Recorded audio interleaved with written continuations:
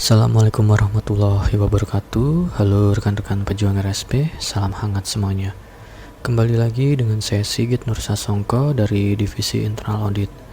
Di video pembelajar kita minggu lalu, saya sudah membahas mengenai apa itu strategi diferensiasi dan jenis-jenis dari strategi diferensiasi itu sendiri. Nah, video pembelajar kita minggu ini saya masih membahas mengenai strategi diferensiasi, yaitu tahap membangun diferensiasi dan kelebihan juga kelemahan dari strategi diferensiasi itu sendiri. Oke, rekan-rekan pejuang RSP, langsung saja kita bahas. Tahapan membangun diferensiasi. Menurut Kartajaya dalam bukunya di tahun 2004, untuk menciptakan diferensiasi yang kokoh dan berkelanjutan, maka diperlukan tahapan-tahapan dalam membangun diferensiasi, yaitu yang pertama adalah segmentasi, targeting, dan positioning. Langkah pertama untuk membangun diferensiasi adalah melakukan segmentasi targeting yang kemudian diikuti dengan perumusan positioning produk, merek, dan perusahaan. Segmentasi merupakan proses pemetaan pasar dan konsumen secara kreatif. Setelah konsumen dibagi-bagi menjadi berbagai kelompok, maka yang akan dijadikan pasar sasaran. Dengan mengetahui pasar sasaran yang ingin dituju, maka dapat diketahui lebih jelas segala hal yang ada di dalam benak konsumen, sehingga perusahaan dapat menentukan positioning di dalam benak konsumen tersebut akan membedakan dengan pesaing.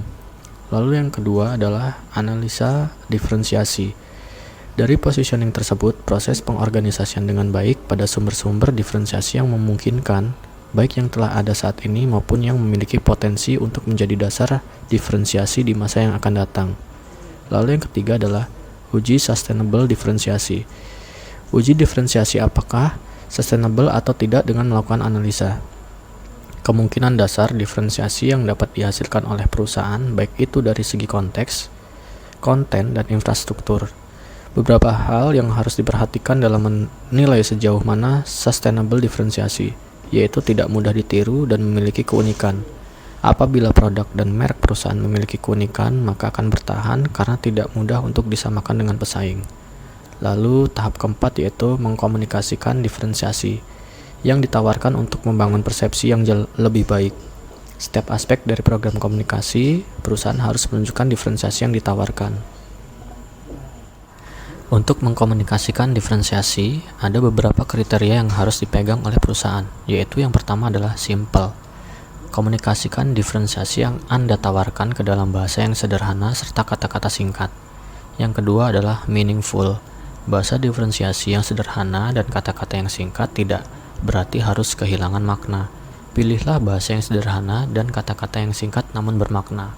Lalu yang ketiga adalah fokus. Bahasa diferensiasi yang penuh makna tidak berarti menjadi terlalu banyak makna, sehingga pasar menjadi bingung. Komunikasi yang dilakukan harus fokus ke satu titik di mana perusahaan akan tampil beda dan meninggalkan pesaing. Setiap strategi yang ada biasanya memiliki kelebihan dan kelemahan masing-masing. Begitu juga dengan strategi diferensiasi. Adapun kelebihan dan kelemahan strategi diferensiasi adalah sebagai berikut. Yang pertama adalah kelebihan dari diferensiasi. Kelebihan atau keunggulan strategi diferensiasi yaitu yang pertama, diferensiasi akan memperpanjang siklus hidup produk. Suatu produk pasti akan mengalami siklus decline atau penurunan. Sebelum terjadi penurunan di dalam pemasaran produk atau jasa, kita perlu dilakukan diferensiasi supaya penjualan di dalam pemasaran kita meningkat kembali. Lalu yang kedua adalah diferensiasi akan membuat produk atau jasa kita lebih diingat oleh konsumen.